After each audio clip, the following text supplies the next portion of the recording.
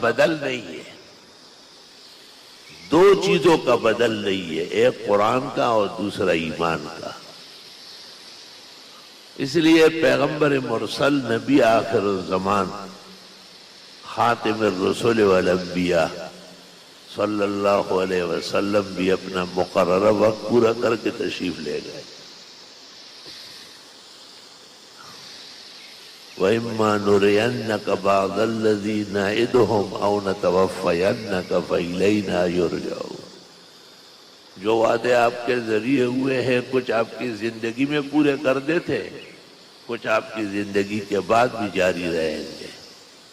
اشارہ ہے کہ آپ کا رہنا ضروری نہیں ہے، آپ کا جانا ضروری ہے، اور وعدوں کا تعلق الوہیت سے، خدائی سے، خدا ہمیشہ ہے اور ہمیشہ رہے۔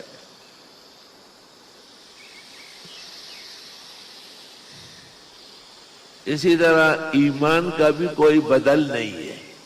قیامت کے دن کفاروں سے کہا جائے گا کہ اگر اس زمین کو سونے سے بھر کے دو ما تقبل من احدہم، قابل قبول نہیں، ایمان چاہیے۔ نماز کا بدل ہے، جب کھڑے نہیں ہو سکتے بیٹھ کر پڑھے، جب پانی مشکل ہوتا ہے تیمم کر لے، جب ارکان ادائیگی نہیں کر سکتا ہے اشارے سے پڑھ لے، جب اس سے بھی چلا جاتا ہے کہتے فدیہ دے دے۔ زکوٰۃ تو خود غرم مال ہے، روزے کا بدل بھی وہی ہے، ایک روزے کے بدلے میں ایک مسکین کو 2 وقت یا 2 مسکینوں کو 1 وقت صبح و شام کھانا دیا جاتا ہے۔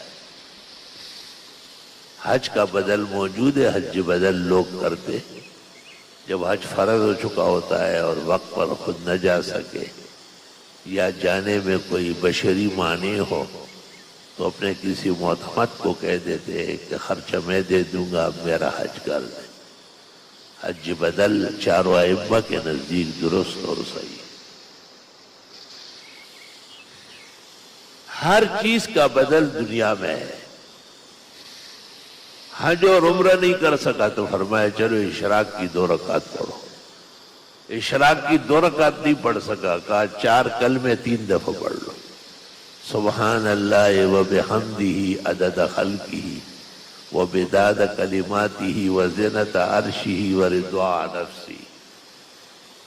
یہ 4 کلمات 3 دفعہ پڑھے جائے تو اشراق سے اس کا ثواب بڑھتا ہے۔ حدیث